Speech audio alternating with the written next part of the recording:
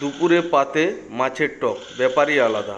তেল গরম করুন, শুকনো লঙ্কা দিন, বেশি পরিমাণ মৌরি দিন।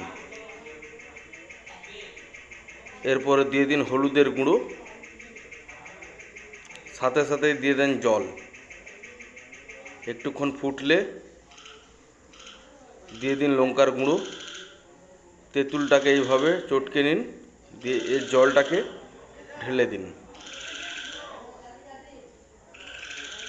আরেকবার হবে, আরেকবার দিয়ে দিলাম।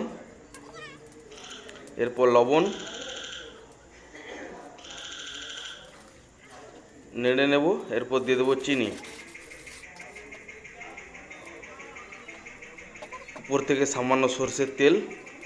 ফুটে আসলে সমস্ত মাছগুলোকে দিয়ে দেব। দিয়ে সিদ্ধ করে নিলেই রেডি হয়ে গেল মাছের টক।